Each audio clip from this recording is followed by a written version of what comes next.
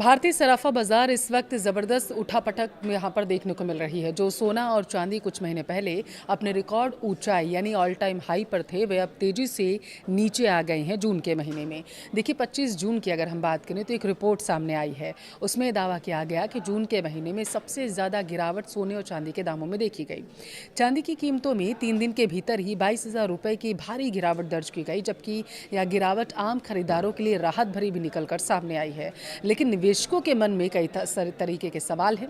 ऐसे में आपको क्या करना है? निवेश गोल्ड में करना है या फिर नहीं?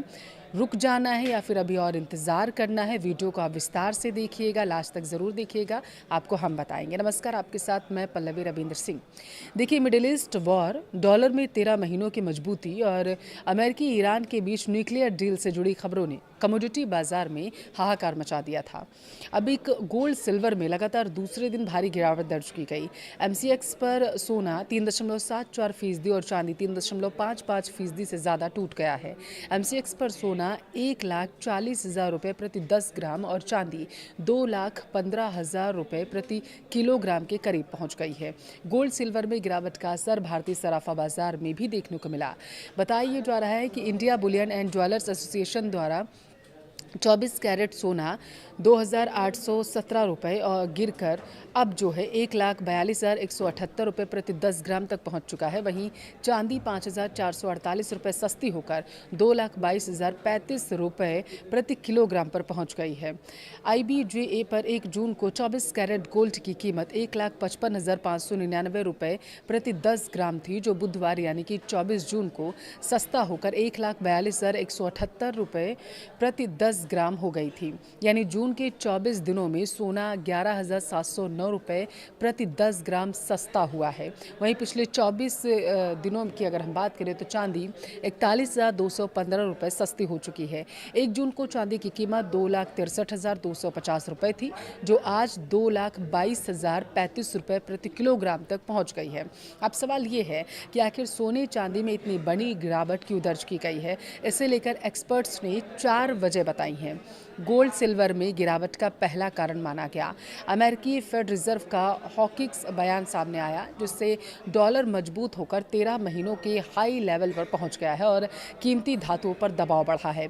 दूसरा ये कि गोल्ड और सिल्वर के मार्केट सेंटिमेंट कभी कमज़ोर हो चले हैं। और तीसरा ये कारण माना गया जो बड़ा है कि गोल्ड सिल्वर के नज़दीकी कॉन्ट्रैक्ट की एक्सपायरी, जिसकी वजह से ट्रेडर्स पोजीशन बंद कर रहे हैं। चौथा कारण ये कि सबसे बड़ा माना जा रहा है जियोपॉलिटिकल टेंशन और अमेरिका ईरान के बीच न्यूक्लियर डील से जुड़ी खबरें, जो निवेशकों का रुख अब लगातार बदलती हुई नजर आ रही हैं।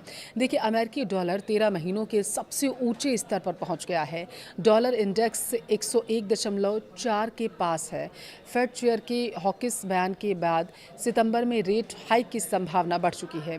मजबूत डॉलर और ऊंची ब्याज दरें गोल्ड जैसी नॉन यील्डिंग संपत्ति के लिए बड़ी मुसीबत बन चुकी हैं। इसके अलावा मिडिल ईस्ट तनाव के बीच US ईरान के बीच अंतरिम शांति फ्रेमवर्क से जियोपॉलिटिकल टेंशन कम हो चुकी है, जिससे गोल्ड का सपोर्ट घट गया है। देखिए, स्पॉट गोल्ड जो है वो बताया जा रहा है कि $4,020 के नीचे गिरकर 7 महीने के लो पर पहुंच गया है।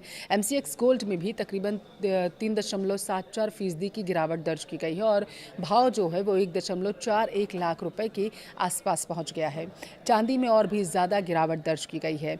इंडस्ट्रियल मेटल्स की कमजोरी और अमेरिकी टेक शेयरों की बिकवाली ने सिल्वर को 6 महीने के निचले स्तर पर लाकर धकेल दिया है।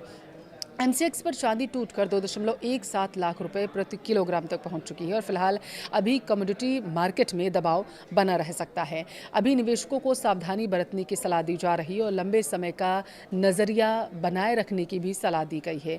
बाजार विशेषज्ञों का मानना है कि यह गिरावट एक करेक्शन है। इसका मतलब ये नहीं है कि सोना चांदी की वैल्यू खत्म हो गई है, बल्कि यह बाजार की अपनी प्रक्रिया है जो ज़्यादातर कीमतों को संतुलित कर रही है। किसे फ़ायदा होगा? छोटे खरीदार फ़ायदा दावा ये किया जा रहा है कि वे लोग जो लंबे समय से गहने खरीदने का इंतज़ार कर रहे थे उनके लिए ये राहत भरी खबर ज़रूर है, जो छोटा छोटा ये निवेश वो कर सकते हैं।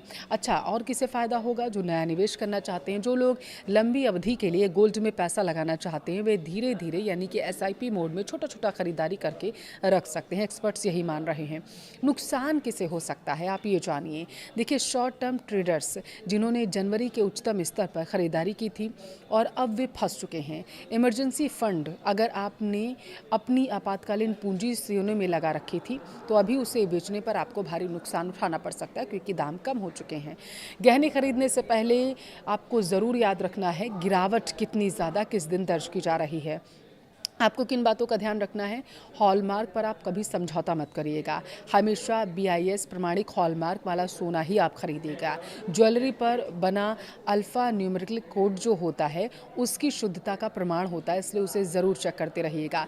मेकिंग चार्ज की तुलना ज़रूर करिएगा। अलग अलग ज्वेलर्स अलग अलग मेकिंग चार्ज लेते हैं। हमेशा मोल भाव ज़रूर करिएगा।